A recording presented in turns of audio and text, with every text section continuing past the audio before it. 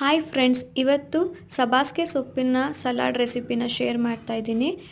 ಇದಕ್ಕೆ ನಾನು 1 ಕಟ್ ಸಬ್ಬಾಸ್ಗೆನ ತೊಗೊಂಡಿದ್ದೀನಿ. ಇದನ್ನು ಚೆನ್ನಾಗಿ ನೀರಲ್ಲಿ ವಾಶ್ ಮಾಡಿಬಿಟ್ಟು ಸಣ್ಣದಾಗಿ ಕಟ್ ಮಾಡಿಬಿಟ್ಟು ಒಂದು ಬೌಲಿಗೆ ಹಾಕ್ಕೊಂಡಿದ್ದೀನಿ. ಅದಕ್ಕೆ ಅರ್ಧ ಸ್ಪೂನ್ ಖಾರದ ಪುಡಿ, ಸ್ವಲ್ಪ ಉಪ್ಪು ಮತ್ತು ಅರ್ಧ ಸ್ಪೂನ್ ಎಣ್ಣೆನ ಹಾಕ್ಕೊಳ್ತಾ ಇದ್ದೀನಿ. ಫಸ್ಟ್ ಏನು ಮಾಡಬೇಕಂತ ಹೇಳಿದ್ರೆ ಖಾರದ ಪುಡಿ, ಉಪ್ಪು ಮತ್ತು ಎಣ್ಣೆನ ಕೈಯಲ್ಲಿ ಚೆನ್ನಾಗಿ ಕಿವುಚ್ಕೊಳ್ಬೇಕು, ಎಲ್ಲದನ್ನು ಮಿಕ್ಸ್ ಆಗೋ ಥರ.